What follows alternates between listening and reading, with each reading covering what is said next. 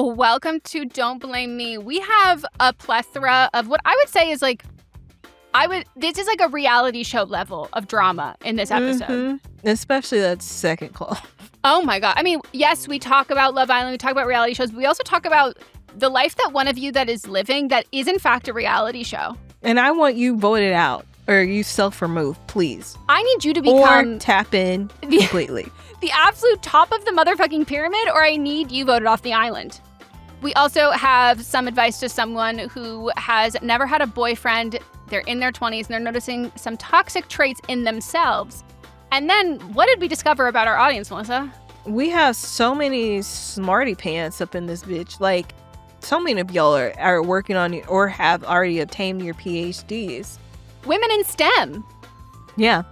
Absolutely amazing. We're so proud of y'all. And they are giving lots of insight into what PhD programs are like, specifically how to help out that prior caller that we had about them being miserable in their program. And we really just learned how smart all of you are. The doctors of the audience. All right, how do people participate? You can give us a call at 310-694-0976, send us an audio message to meghanpodcast@gmail.com, or you can fill out the form that's listed in the show notes or on social media. All right, let's get into it. Woo!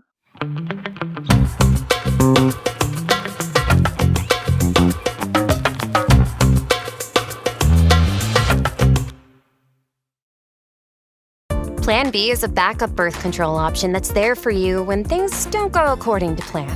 It specifically works after unprotected sex and before pregnancy occurs by temporarily delaying ovulation. Plan B is available nationwide at all major retailers and through delivery apps like DoorDash. No ID, prescription, or age requirement. It's the #1 OBGYN recommended brand of emergency contraception, and it won't impact your future fertility. That's freedom to be. Use as directed. This episode is brought to you by Starbucks. That is fire. Whoa, that's good. This might be the drink of the summer. Okay, I like this one too. I'm rocking with it. Okay. Try it for yourself. Starbucks Refreshers concentrates are coming home. Find them in the coffee aisle and make it yours.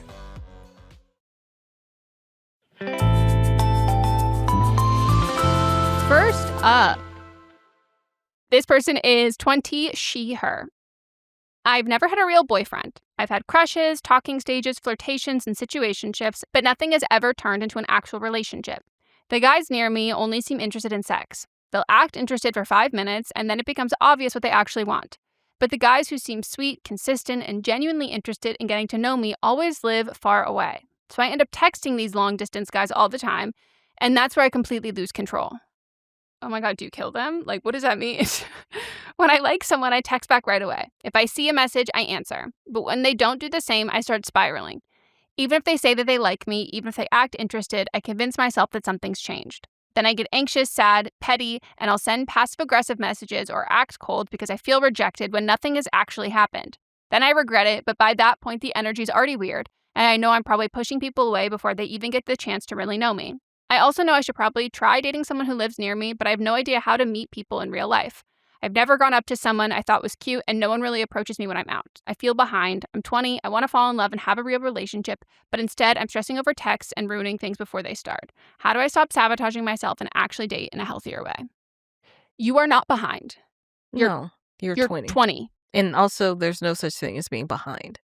Yeah, and I need you to know that, like, when we say you're not behind and you're 20, it's because, like, what you are doing, you know it's not healthy, and, like, it's not. Like, this is very much, like, a 20-year-old thing to do, and that's not, like, an excuse that, like, you should keep doing this. Like, this behavior, you're not wrong. This behavior will push people away, but it's also a self-fulfilling prophecy because, like, hey, the reason why these long-distance guys aren't trying to sleep with you It's because they can't. They can't. It's the proximity. Yes. So I think that you've unfairly categorized these people into two different things. And so, like, it just comes true.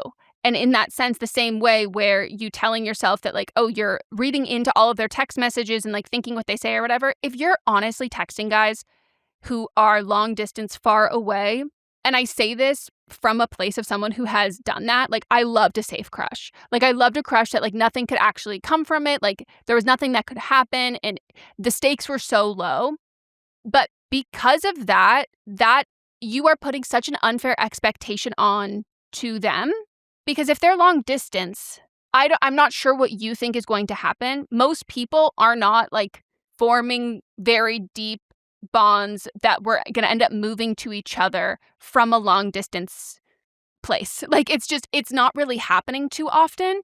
And so, of course, you're going to read into everything that they're saying. Because that's all you can do is read. Yeah. Because it's text messages. Facts. Like, that's all you have. And, like, you can't gauge if they're being different because, like, this is the only version of them you know. And so it's such an unfair expectation to put on someone. But it's also, I would say it on reverse, it'd be a really unfair expectation for someone to put on you that you're acting different over text.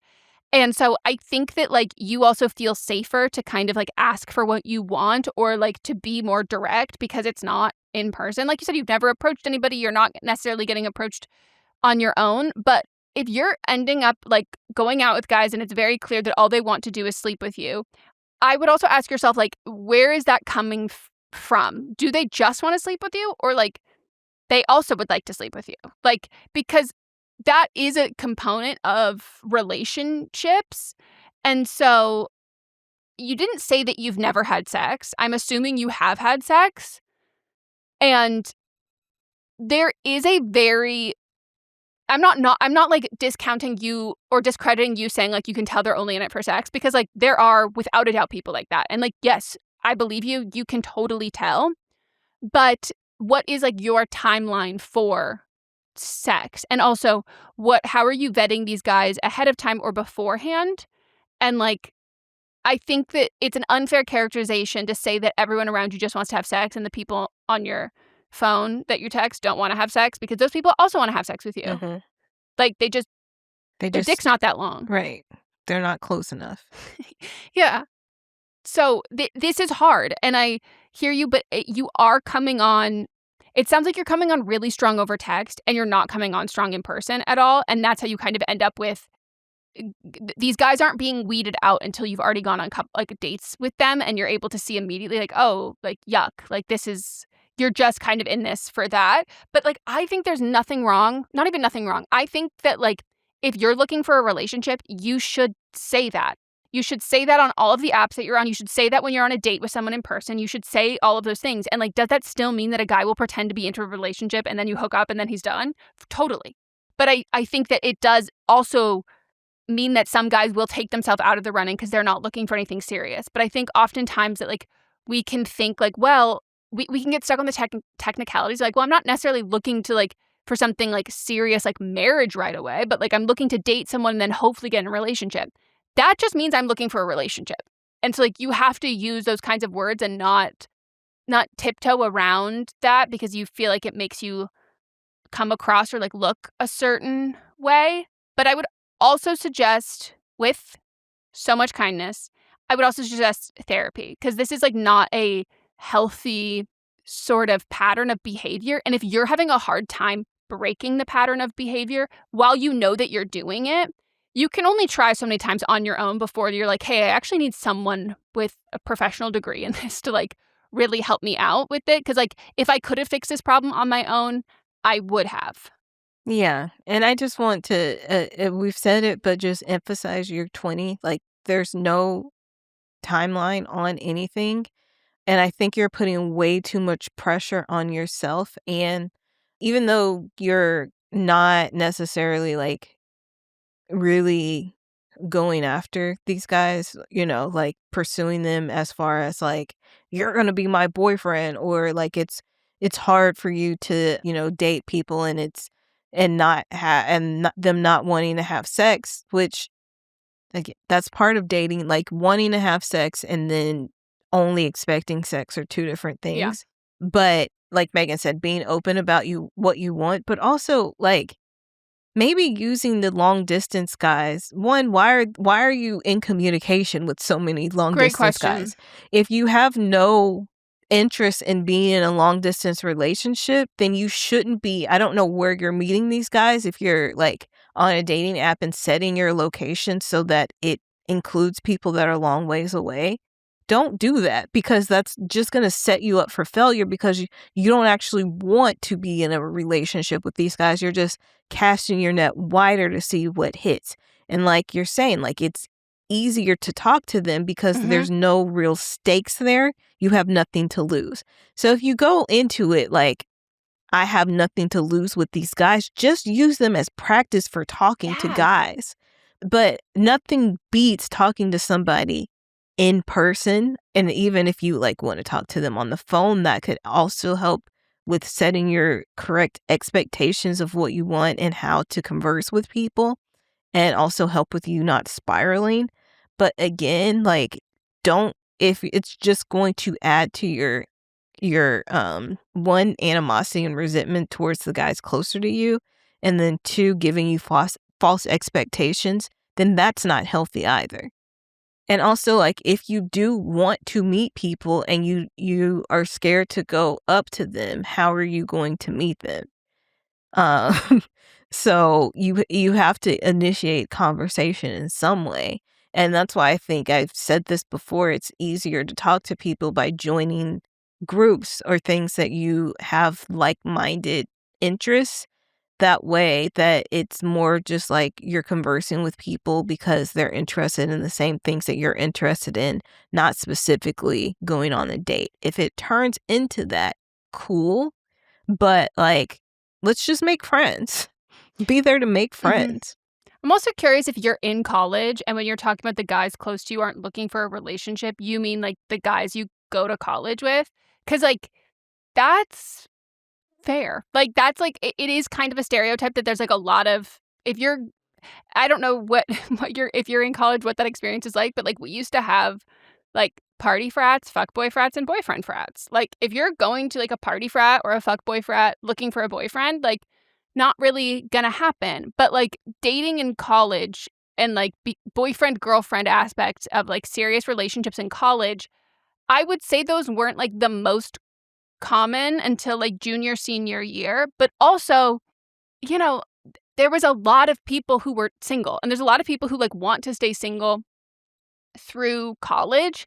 And I think that like I wonder if you're doing a lot of comparisons to other people of like what their experience in college is like. And I'm here to tell you that like if you are in college, there are a lot of people who do not have a boyfriend or a girlfriend all through college. Like that's not an uncommon thing at all. Yeah, like who are you comparing yourself to? Yeah, like I wonder if you have friends who go to a different school and like it's just a different energy or a different vibe, or people who are with their like high school partners or like their boyfriends or whatever that is. Because I didn't have a boyfriend when I was 20. I had had a boyfriend like prior to that. The only like relationship I had that was like boyfriend, girlfriend, definitive terms was in high school. Like, and sure, middle school, but like we're not counting that. Like the only like boyfriend I had probably in the terms that you're thinking of was when I was in high school. And then we broke up when I was like 17. And at 20, I didn't have a boyfriend. Like, I wonder what you're viewing this as like what is the standard and why you find that you're so far behind. Because there are people at 20 who've never had a first kiss. They've never had situationships. They've never had any of that kind of stuff. So I do wonder if like you have an unrealistic comparison to this, that, or even if it's like your parents met when they were in college, like something that's like just so not applicable to like where you're at in your life and more of like the fantasy of it all. But I think that I'm coming from a place of so much like love when I say this, but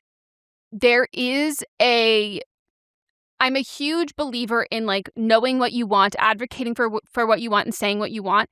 You can get into a little bit of a sticky situation when you want a boyfriend, point blank, because that can lead you to like settling for things. And I'm not saying that you're settling for this at all, but like it becomes like, well, what about that do you want? Like the concept of it, as opposed to like, I want to be happy and live my life. And if I meet someone, that'd be so cool and that'd be so fun. But when you set your sights on like wanting a boyfriend, when I've seen people do that, those relationships that eventually come from that are not great, because like it comes from a place of like checking off a box and like finally having like enough of the pieces that kind of fit together to make it work, versus being like, well, why do I want this? Like, why do I want this specific thing so much? And like, I think wanting a guy to treat you well and wanting to like fall in love, totally awesome, great things. But side note, I would like write down everything, like when you're not talking to a guy explicitly, like just with yourself, write down like what you want, your expectations, and like, do you not want to sleep with someone until you are like in name established boyfriend, girlfriend? And I will tell you that like, unless you're at like Baylor or like a very conservative, or you are dating people who are also more religious or conservative, that might whittle down the pool to the point where like it might take you longer than you would like to find someone who is interested in defining a relationship on terms of boyfriend girlfriend without knowing that there is an intimacy match there, or which is perfectly fine. Totally fine. Yes. Or that person will be like, sure, we can be boyfriend girlfriend, you sleep together, you're not sexually compatible, and then they break up with you. Like there is just, you can have expectations going into a relationship, and so can other people. But I think, and I don't think it should necessarily change. You should shift that or cater that to the person you're talking to be like, oh, well, how can I say what they will be the most chill with, or what will not scare them off or push them away? Like, you should have your core values and the things that you want, and the things that, not even what you want in a partner, but what you want in a relationship. Like, this is the expectation that I have. And then you need to feel very comfortable expressing that and very comfortable walking away. Mm-hmm. So you're not wasting your time, because if you don't want to have sex until someone is your boyfriend, that's totally fine. But that is, I would say, not as common of a desire. You will find somebody who's totally cool with that, or you'll find somebody who that's also what they value. But it might take you a little bit longer, and you shouldn't try and push other people into that like box to get to that point. And again, everything comes with its pitfalls. Like, it could end up not working out, and then you're broken up from that. So I think there's just like reflection to do in this, and you seem like you're doing a lot of that already, which like massive kudos to you to recognize that you're like, hey, my behavior is like quite toxic, and certainly have like an insecure attachment style, and like, where is this coming from, and how can I work on this? And if that means also like taking a break from your friends who like all you do is third wheel with, like, please do that. Like, you should have friends who are in the same boat as you. Not like all of your friends need to be in the same boat as you, but like, you should have friends who are also single, and like friends who are also like enjoy the same things as you, and like are not like, oh, you're gonna go out, like me and Brad are gonna stay in and watch a movie. Like, you need people who are living, they don't have to live every aspect of your life with you, but like are at the same milestone part with you, so you do not have to go and embark on that alone and or in a comparison. And that also makes things easier too. If you guys are going out together, you letting your single friends go out together, that makes it easier to approach guys too. Mm-hmm. And please be wary of ages of these men. Yes. All right. We're going to take a break. When we get back, we'll get into more advice.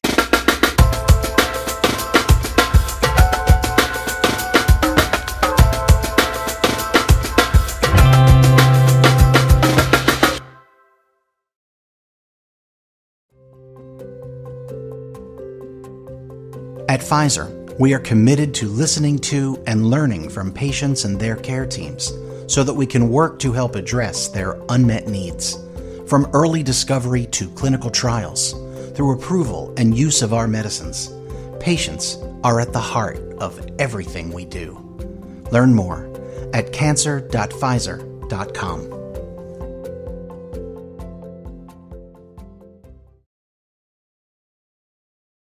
All right, we're back. I'm 24 and I need advice because my relationship situation has become way more dramatic than I ever wanted to be. A few months ago, I was dating this guy I really cared about, but things got messy with his friend group.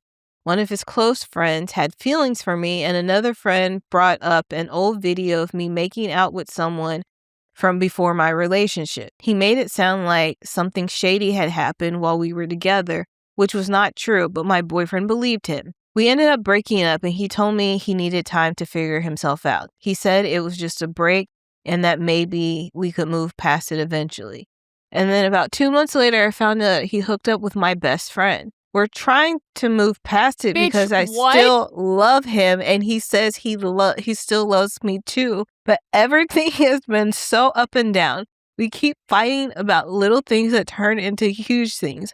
Recently, he hung out with a girl space friend, and multiple people told me it looked like a date. He said it was just a group hang, But then they ended up going back to his place to watch a movie and didn't tell me that part at first. Dummy, dummy, dummy, dummy, dummy, dummy, dummy. And now we're spending time together again, but he doesn't want to officially get back together. He says he wants to see where things go, which is driving me insane because I don't know where I stand. I know I'm acting anxious. I'm constantly texting, asking questions, and then my friends keep telling me new things to make me panic even more. I love him, but there is so much hurt between us now. How do I know this is worth fixing or if I'm holding onto something that is already broken? Both. I mean, like it's not worth fixing and you need to let this go.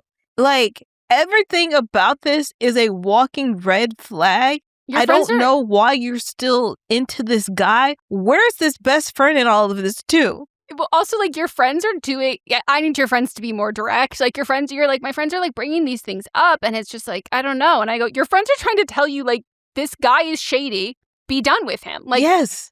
They're doing everything in their power to, like, not say that verbatim, but, like, you have to be done with this. But also, like, who is saying this? Is this your best friend? You didn't say my ex-best friend. You said my best friend as if this is the current person. Like, is this person the person that's still whispering in your ear and they want you to break up so then they can be with him? But what also, is this? Is there anything to break up? Because you're like, where do I stand? You're not standing. You're actually sitting on a bench on a roster. Like, that's where you're at. Like, this is a man who has, like, suddenly discovered his own sexual prowess, and he's now discovered that, like, other people also like him, and, like, he wants to keep you in rotation in case his stock shifts. But, like, you're not a priority. You're not the number one. You're not even... by the way, you shouldn't even be the number one. You should just be the only one. Like, you should be the one. This is absolutely insane to me. This is not how people in love with each other No, act. and also, like... in a monogamous relationship. It's shisty. Like, this, everyone is scheming and plotting from his friends to your friends. There's videos going around. There's, like, I can't trust... By the way, all of the video, that was all an excuse so he could hook up with your best friend. I was going to say, like, all of this, it looks like he already had his foot out because what did he need to work on himself for when it's you in a video making out with, like, one, who had this video? Two, why were they holding on to it this long? Because they've had it. So, like, if they didn't want y'all to be together in the first place, why didn't this video surface from the beginning of the relationship? What is really going on in this friend group? Because this is just odd, weird, petty.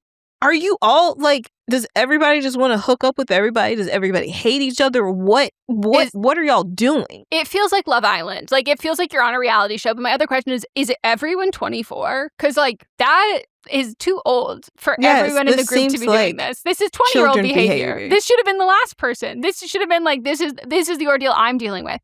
But this is, like, you should have been so done with this guy so long ago. I think... like, you choosing to believe a video that, by the way, unless you took this on, like, a fucking Sony Handycam from, like, 1984, there's a timestamp on the video. If we're not together, like, there's nothing actually that could have been shady while we were in a relationship because we weren't actually in a relationship. Right. So, where did they get the video from? Did somebody send it to them? And regardless, the fact that even though it is dated from before you were together, that it's like, well, it still feels a little shady. How? That to me, I'm like, oh, I'm done with you. Like, oh, you're looking for an out, and, like, by all means, here's the fucking door. But, like, it doesn't get to be reopened to you again. Like, this man has, like, not just lost your trust prior to that. Like, he, like, didn't trust you and or just, like, was blatantly disrespecting because, like, I think that, like, if your friend admits that they have feelings for me, and then your other friend is showing a video of me making out with someone, what I'm hearing here is friends are the issue. Mm-hmm. And by the way, your friend is also the issue. Yes. So, like, you and him, if this was a relationship that was going to work, at that very moment, he would have been like, my friends are not these are not good people for me. These are not good friends for me to have.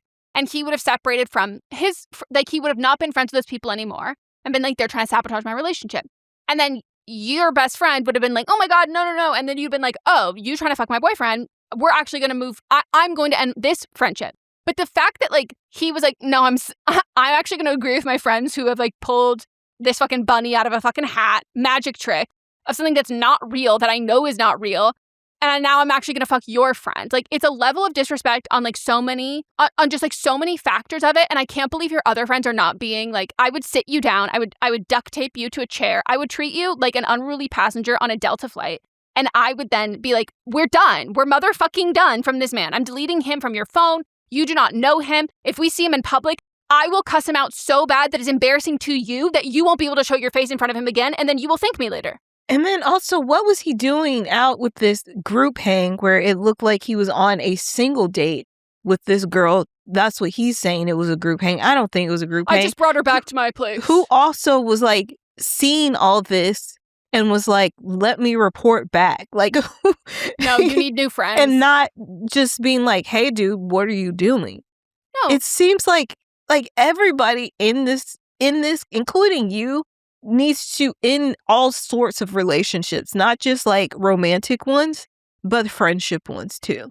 Well, I just unless you all just want to have an orgy of friends, which then everybody needs to just speak up and say that's what we want, and that's what you do, and then nobody gets hurt. You've ever seen. Mm-hmm.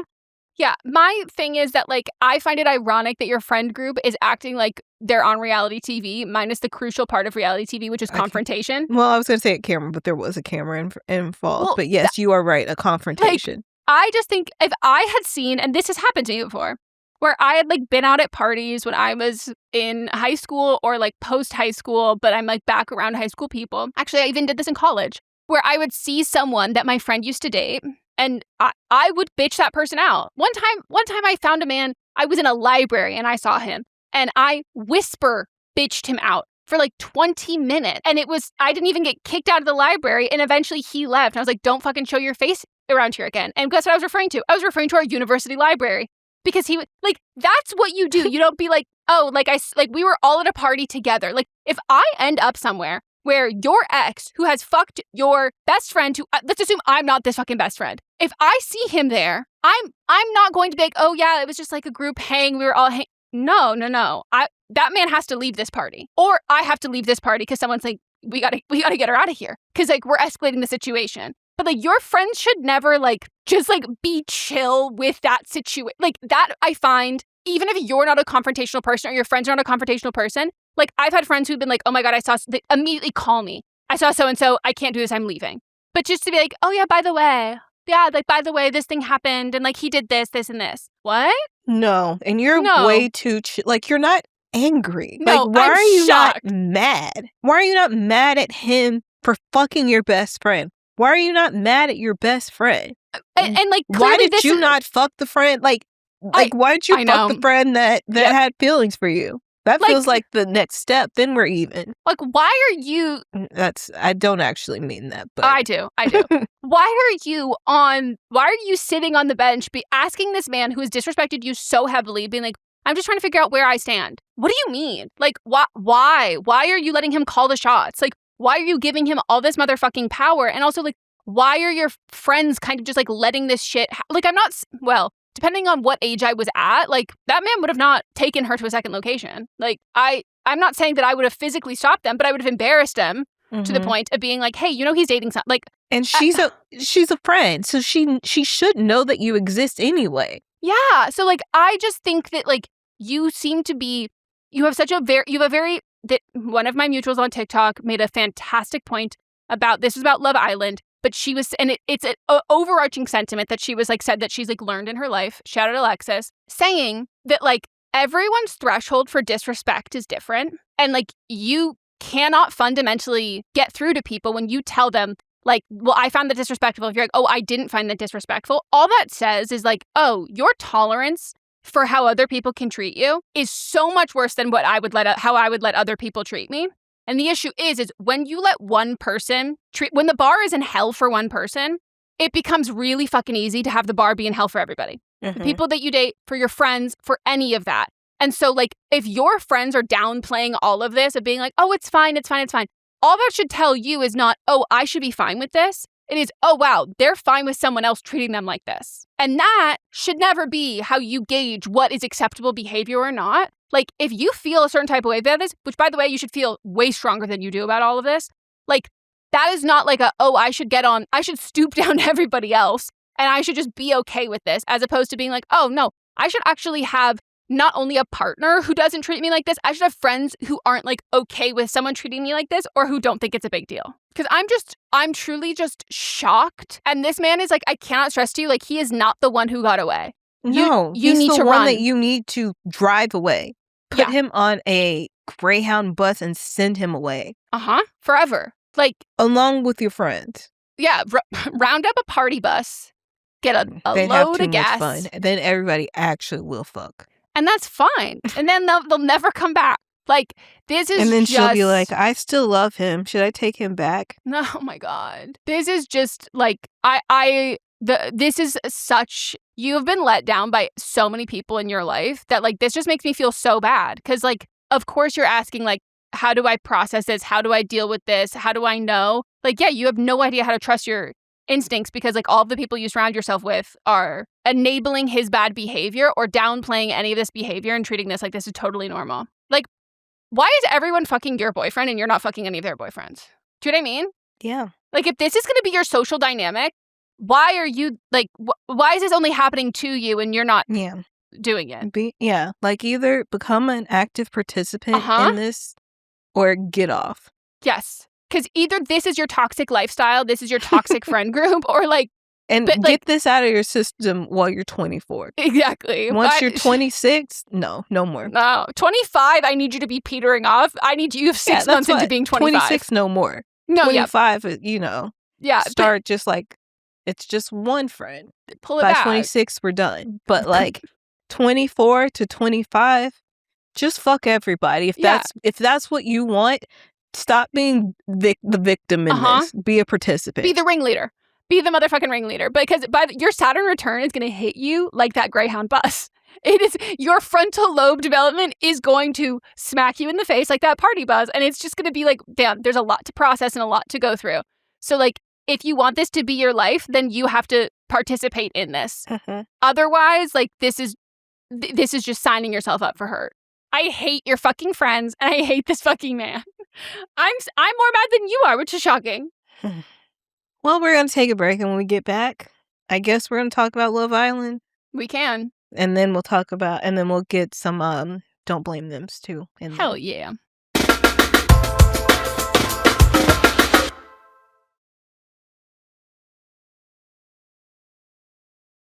We're back.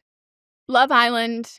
Love Island's been going on. Melissa, people are suggesting that the last episode of Love Island get nominated for an Emmy for editing specifically. Like that came out on Wednesday. Would that be correct? Okay. Yes. It was part 1 of movie night. And I there's don't know one what that means. So they basically show all of the Islanders, like the things that, because they were filmed and recorded 24 hours a day. It's similar to Big Brother. They don't talk to producers face to face. Really, they don't see them. Like, cameras are just everywhere. And they wear mics all the time. And so it is a show where people genuinely forget that they're being filmed. One of them was like, damn, how's that audio so clear? And I wanted to be like, Corbin, what's around your neck? A microphone. That's what this necklace is. Do you think that's just like a fun little thing? Like, that's your microphone. You're wearing it all the time. So one of the guys, it's the irony of this is impeccable. One of the guys who is I've never seen a clearer display of a pathological liar, because he's also somehow bamboozled by the fact that people are talking about how he's lying. And he's like, but I'm just like not saying all of the truth. Like, is that lying? And everyone's like, yes. Yeah, that's what the lying definition. is. Yeah. But this is the only instance I've ever seen on Love Island where this man has not only been lying to every girl he's been talking to, he fully believes his own lies. Like, in the moment he's saying it, he believes it's, I think he'd pass a lie detector test. Like, I think he earnestly believes what he's saying. But turns out he's actually been lying to all of the guys as well. So they had no idea any of this was going on. And because we're seeing this from truly day one, like, we're like, this is his personality. The icing on the cake is his name is, in fact, Sincere, which everyone's like, did a witch come to his mom in a dream and said, you have the opportunity to do something very funny? That child you're carrying is going to be the biggest liar in the world. How about you name him Sincere? And his mom is like reposting videos on TikTok that are like half being like, I back my son 100%, and then half being like, LOL, I can't believe I named this kid Sincere. And I'm like, wait, how do you feel? Well, maybe she's the same way. That's, hey, a true. learned behavior. Two-faced. He did get the two-faced allegations. And so they play all of this. And because we as viewers, we've always seen this. And like in the villa, they've even started to notice, like, this man's a liar. Like, okay, yeah, he lies. They all know. But we forget that they weren't seeing everything we're seeing. And then they made, I think it was a 3-minute compilation of like all of the times that he was lying. And they put it all in sequence. And even people, we've watched it. We go, oh my God, this is so much worse than I remember. He's saying the exact same thing. He's calling the girls, these 2 girls, the exact same pet name. And then they splice it together. So he calls one of them Beloved. And then it cuts to him calling the other girl Beloved the same day.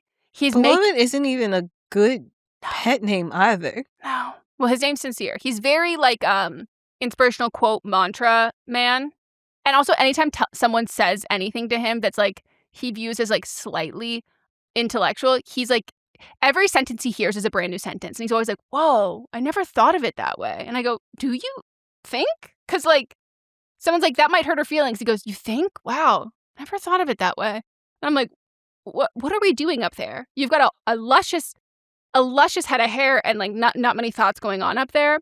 But he did so much lying. One of them, this girl's like, he told the other girl that he was with that he like wasn't interested in pursuing this connection anymore. Told the other girl that he wasn't interested in pursuing his other connection anymore. Kept them separate so they wouldn't be friends and wouldn't talk to each other about this. And then he has the other girl on top of him, straddling him, making out with him. The other girl walks through and opens the door. The other girl jumps off and he goes, perfect timing. And it was like, oh my God. Like, this is crazy. All of the angles, it is wild. And everyone wants this one to be nominated because like it was remarkable. Like how, and it was silent. Like no one could defend it. Like even the guys didn't defend it. Everyone was like just looking at him with like shock of like, holy hell. And now it's going to be 2 parts because he did this with one girl. And then he was like, why'd they only play clips from like the beginning? Like it's been a while. And everyone's like, you did this with another girl who's also sitting right there. And so it's about to be part 2 of that. And I wonder if it would get nominated for an Emmy. It was truly remarkable. But we have Coco. Yeah. So Coco wrote on Tuesday. So that would have been before this episode. So she says, I'm nervous. If you guys don't know, Coco is our editor and she's very cool. Mm-hmm. She also thinks that I would have totally different opinions than what Meghan has on this show. Now I'm nervous because I've seen a couple people with a certain opinion, which I don't think you would have. All right. Coco said, I can't even talk about Love Island USA. It's horrible, just so bad. All I can say is Trinity. She's saving the show. Also a Libra. Just saying. Coco's a Libra. Everyone else sucks, LOL. But movie night is coming, so I may care again next week. UK is really where it's great. At. UK is great. So Meghan is like, Meghan likes Anaya. And that girl is horrible. Beautiful, but horrible. She never really liked this guy, Casey. She was upset and in a bad mood around him all the time. They weren't compatible and she's mad he moved on. Like, girl, all you had to do was complain about this man. Anyways, Casey is also just a typical dude and doesn't know how to deal with shit. They all suck. Also, Anaya looks like a horrible kisser. Watching the new ep now, and Casey is trash, so I actually agree with Meghan on that. Okay. There's so much to say, but I don't want to kill you with it, but that was the main thing. And I was just, and she said, you hate to be the middleman on this. And I was just like, no, you can go ahead. It gets the people going, and I have nothing to contribute to this conversation, so here's me talking. As long as she's not a Casey defender. Like, that's the whole thing that I'm like, I understand people who are like, oh, Anaya's on the wrong show. But, like, so Anaya has a NBA basketball. I think he played basketball. Her dad was a very successful athlete. She grew up in the suburbs. She comes from money. She was a D1 athlete. She's incredibly smart, not just, like, emotionally intelligent, but, like, when I told you that this is the first hand, like, you're getting to see a first-person look at the literacy crisis in America. Like, it's truly crazy when you have these people read aloud. And now Love Island is only sending text messages to certain people because some of them, like, do not have, like, the confidence of reading out loud. Like, there is... Well, they send text messages to people? I got people? a text! Yeah. So, like, that's what how they communicate. That's how the producers essentially communicate, of being like, you've got a challenge coming up, or you've got, like, so-and-so's got a date, or there's a recoupling, or something like that. But so like I understand people think that Anaya should have been on something like Love is Blind or whatever, or she really didn't understand like that she like locked it down too early. Or really what I think the main critique of it is that like she's not freaky enough. Like she's a little too aware of how she's going to be perceived. She is a little too aware that like she works for her family's foundation. Her family has a foundation. Like she's just more aware of those things. And she's also a dark-skinned Black woman. So like there's that expectation of her, but there's also, again, like she's I wouldn't say that she as herself as a person is media trained, but she's just aware that she's on TV. And people hated Alandria for that, like because they were like, Alandria's way too buttoned up. She's like way too aware she's on TV, which I'm like, she is on TV. Like I think that can be a critique that some people have because they prefer like a messier show. So I'm very okay with people saying that like Anaya is on the wrong show, because I also think that I feel bad for Anaya. I think she's gone through like a lot of emotions on this, but her mom, which was her mom posted being like, Anaya, you can her and Casey have broken up since, and she was like, Anaya, you can get slutty. It's okay. And like her mom can't actually talk to her while she's in the villa, but she's like trying to telepathically tell my child like, we'll turn it off. Have fun. Like do your thing. Like go for it. But like Casey called her a grandma because she wasn't sleeping with him, like wasn't hooking up with him in bed after 3 weeks. And he didn't say that to her face. He didn't like talk to her about intimacy. He talked about it behind her back. And I hate that. Yeah. And so a lot of people are like, well, she called him a grandpa. And I'm like, she called him a grandpa because he was sitting funny one day. He called her a grandma to his face. He called her grandma behind her back when one of the guys was talking about the stuff that he'd been doing in bed with one of the other girls. And he said, I'm not getting any, like, and Casey's sister allegedly, I'm not entirely sure if it's confirmed that it was her, was like, you know, he should leave. He's not getting any play after 3 weeks. And I'm like, oh my God, like this is, you know, so I will say that like, I love messy TV too. And I think that like, this is also what happens when you cast people, like you recruit people for the show versus people who sign up. Because when you recruit people for the show, if you really want that person on the show, like Gemma Owen, who is on the UK one, her dad is like a David Beckham equivalent, like Michael Owen. He's like a crazy famous footballer, but she was also like 18 and it was disgusting. She was way too young on it, but she was very motherfucking buttoned up on that show. And a lot of people hated that. But it's like, well, that's what, you know, when casting really wants a certain person on it, they're going to tell them that they can do that. They can carry themselves on the show or do what they want to do on the show. And so I think that like they were the worst match, Casey and Anaya, like worst match to have. But then she had that nagging feeling, would bring it up to him and be like, I just feel like something's up. I feel like maybe I'm a safe pick for you. I feel like maybe they weren't compatible. He's not compatible with her. She's not compatible with him. But like, he kept like reassuring her, like over the top, like being like, no. And then she still wasn't really buying it. And everyone's like, oh, she's too insecure. And then he like moves on with somebody else. And then she was like, okay, so I was right. Like I was a safe match. Like you weren't that into me. And like, okay. And then everyone's like, no. And I'm like, but if we're all saying we thought he didn't really like her and now he moved on because he clearly didn't really like her that much, she's allowed to be like, I don't think you liked me that much. And like, that's also like the truth. But he's also, what I really hate about him, he's very red pilly, very red pill. He was like, oh, my stock's going to go up in the villa once, like these girls here should be treating me how the other ones should have always been treating me. Because like they essentially treat Casa Amor, which they send the guys away and bring girls in. They treat those girls like truly strippers. Like they treat them like what happens here stays here. I can treat you however, like, and their girls' goal is to get back into the villa and have them pick them over their other connections. So it's like very sex forward or like sexually forward. Yeah, and he said like, yeah, not nice things behind her back, but now Anaya has like the most gorgeous. You would like him. He looks like, everyone keeps calling him Clark Kent because he looks like Superman. When they brought him on, it was like they brought a ruler onto the island and I got to see what everybody looked like next to Carl. Like Carl for scale, I was like, you have to pick this. Like he's huge, he's gorgeous. He also seems to be rich because he did ask her, in the way he phrased this in the last episode, I was like, Anaya, please tell me you're understanding what he's saying. He goes, so if you like never had to work again, like what would you do? And I was like, say more. Like, what do you mean I never have to work again? And she was like, oh, I would travel. Like, what would you do? He goes, oh, what would I do if I never had to work? And I was like, oh, this man's planning on working. Yeah. For you to do whatever you want to do. Or he doesn't have to work. No, he looks rich. He looks that's so what I'm saying. rich. Like he's asking that because he already doesn't have to work. And he also put on glasses like at night and everyone's like, oh, okay, you are Clark Kent. And every girl who's come out, like, talking about him only has the best things to say. All of his exes are like, he's the greatest guy in the world. We stopped dating because he moved away, but, like, he's amazing. Where can I get a good image of him? So I, like, wholeheartedly ship them.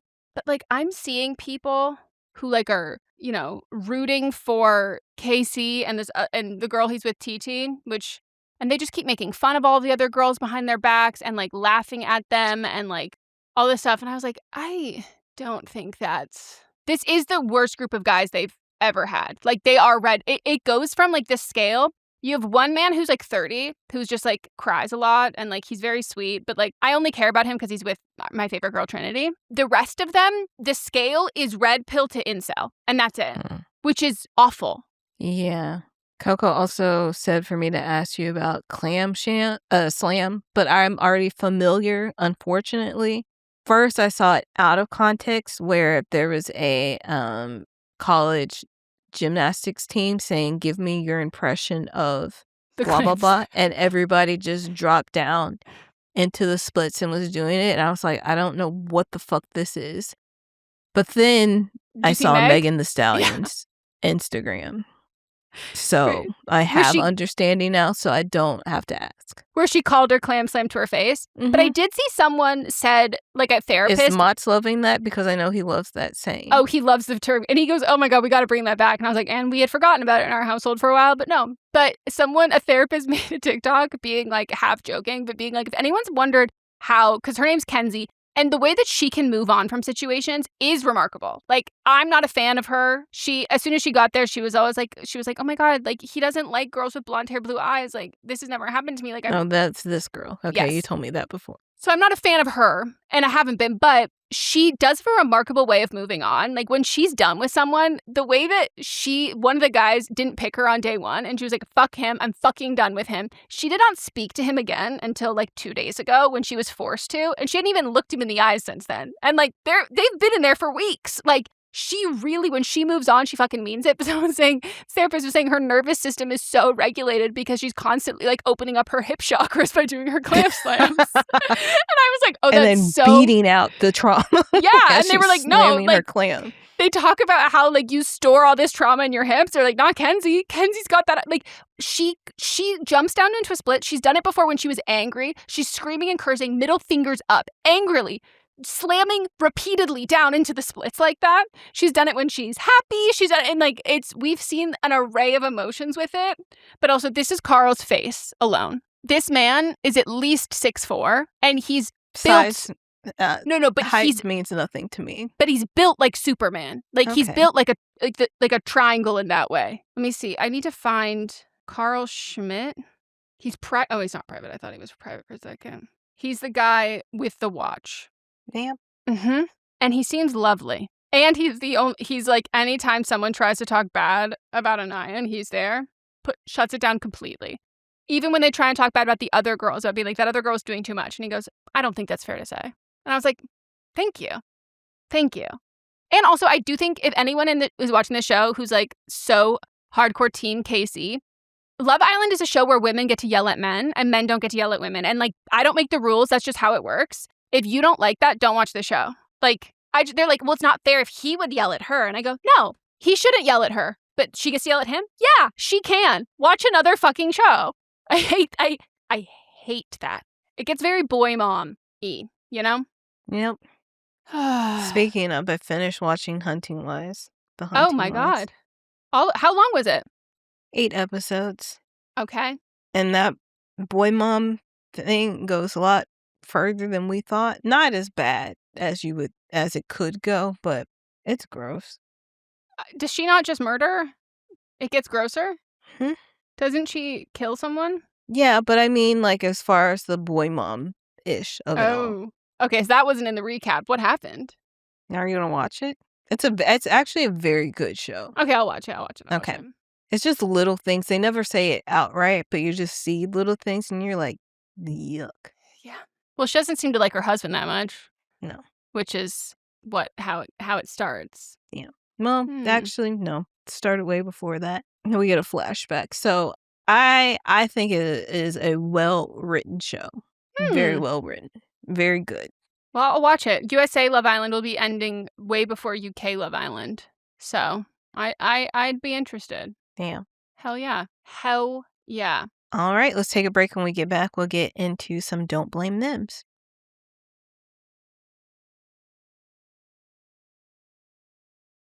And we're back. So last week, we had a call about somebody that wanted to drop out of their PhD program. And so many people wrote in. I feel honored that we have so many smarty pants among us. Thank you so much.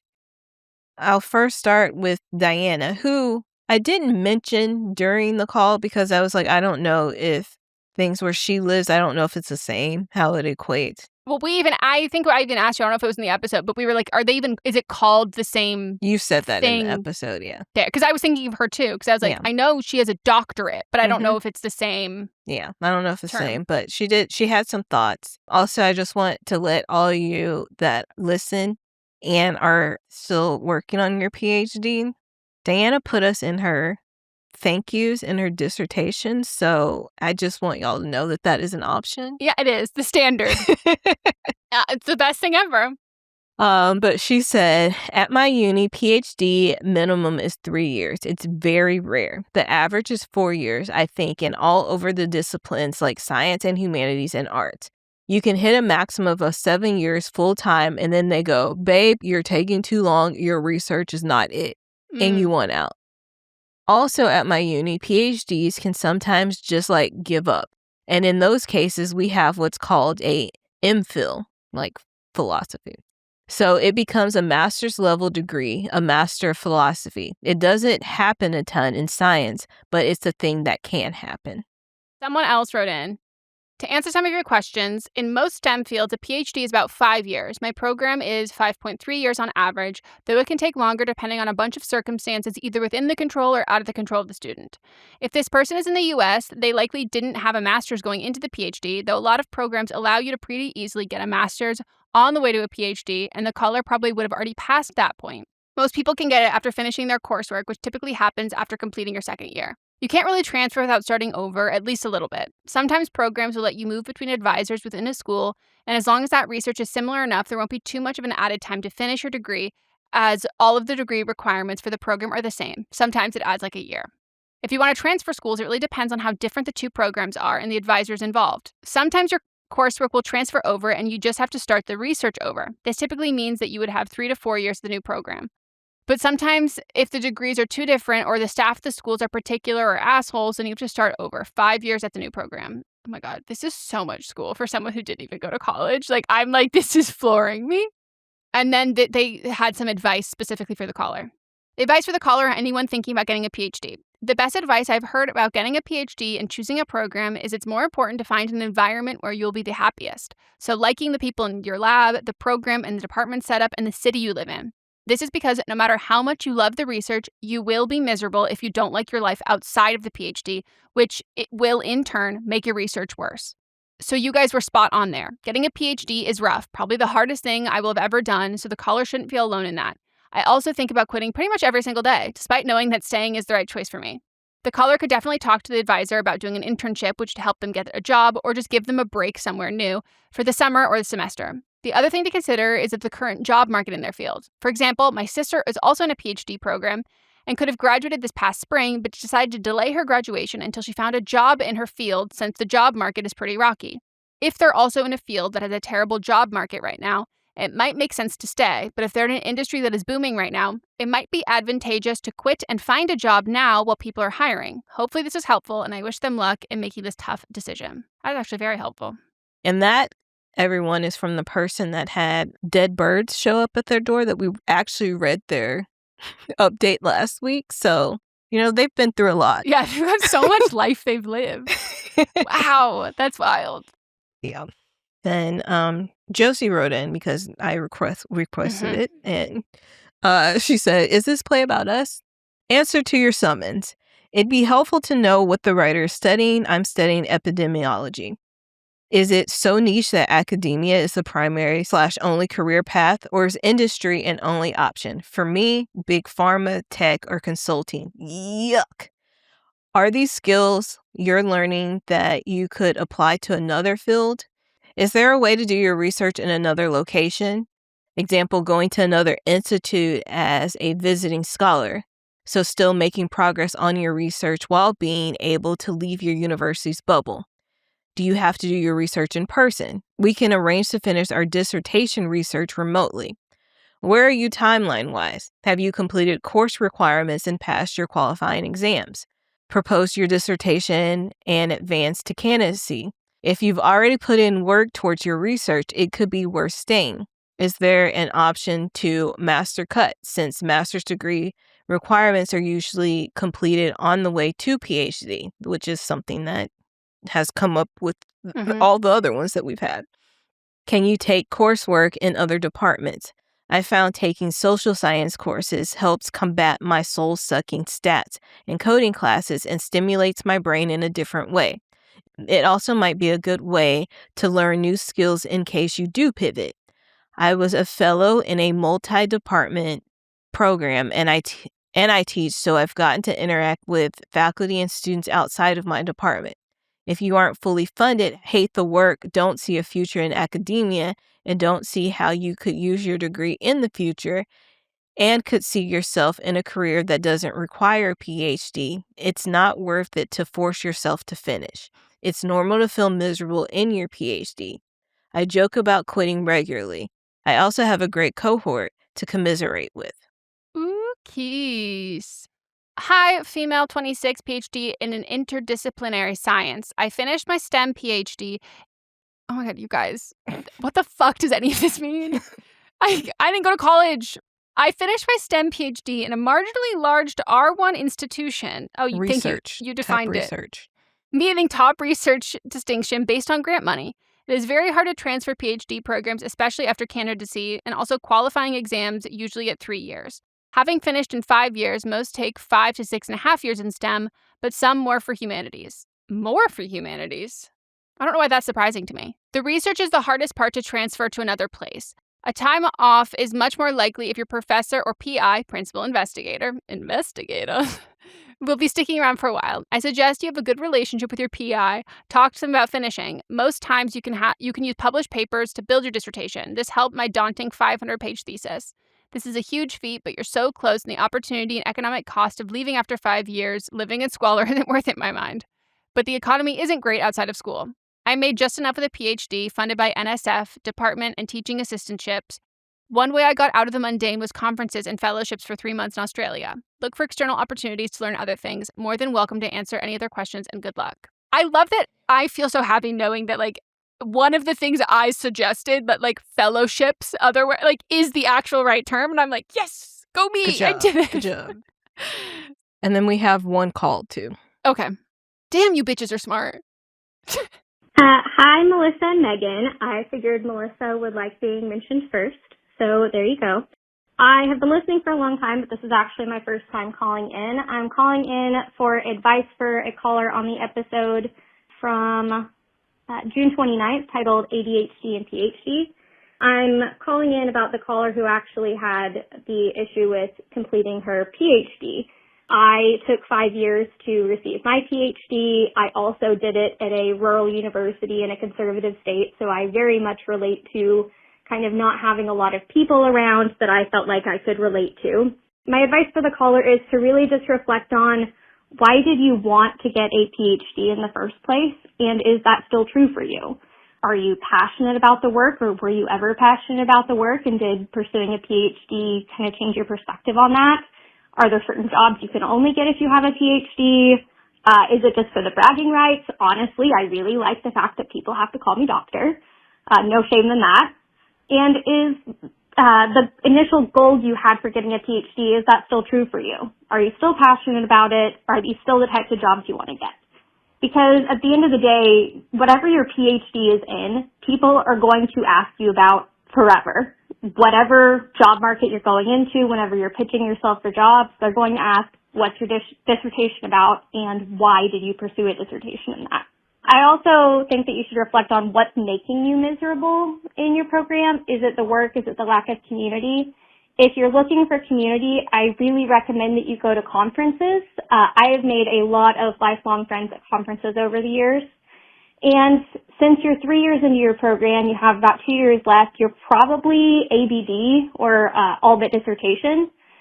And once I reached that point in my program, my degree's in mathematics, so I was able to actually go fully remote after that point and complete my degree not on campus anymore. So I was able to move back to my hometown, reconnect with my people who I really get along with, and I didn't have kind of the isolation of living in this town where I didn't have a whole lot of friends. Also just want to say, in academia, the job market sucks. I ended up getting a teaching job and never want to go back to academia again. Mathematics? Yeah, mathematics. A PhD in mathematics. I mean, they said the job market sucks because my first thing, I'm like, what the fuck do you do with that? Like, that is by the way, like, I'm going to call you doctor. I don't even know your name, but like, Dr. Math, like, that's crazy. That's, as someone who like learning disability wise, like quite literally prevents me from like doing math. Being able to get a PhD in math is like so fucking, like, it's all impressive. But that to me is like, that blows my mind. I can't do math in my head. Like, wow.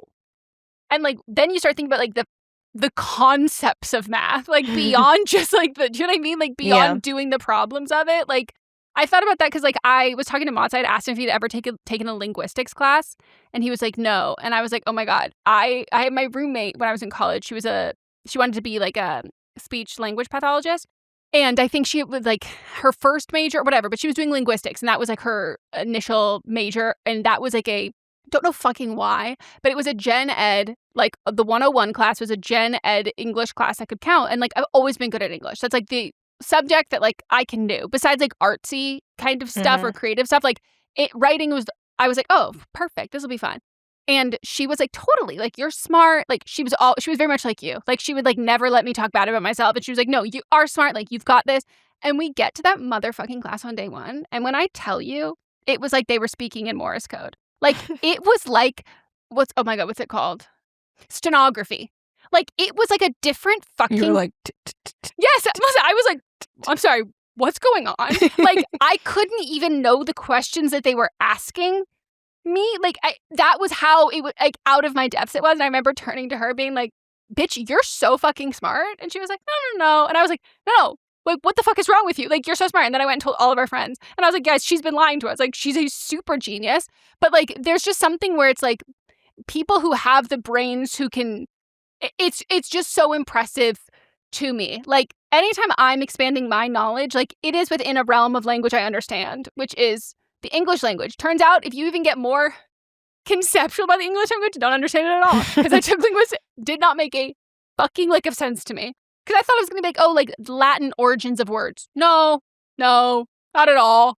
Just like oceanography was not Finding Nemo, which was also disappointing.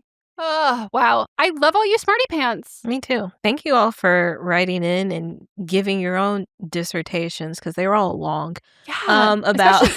About your dissertations. Especially those of you who are like still in the midst of it. Like, you took the time to do this program that's like a long time and very hard. So, yeah, appreciate it. And let us know, right back in if you're not in the Patreon group, because we'll know when some of you graduate. And when some of you are done. But those of you who are not in the Patreon group, I mean, join. But otherwise, write in and tell us when you're done so we can celebrate you. Yay. It's like so cool. Very cool. Doctor. All right. That is our episode. Join us on Thursday on the But Am I Watching feed, where we'll be talking about the new film Supergirl. And then on Monday, we'll be back for another episode of Don't Blame Me. One of the last episodes before summer break. Hell yeah. Goodbye.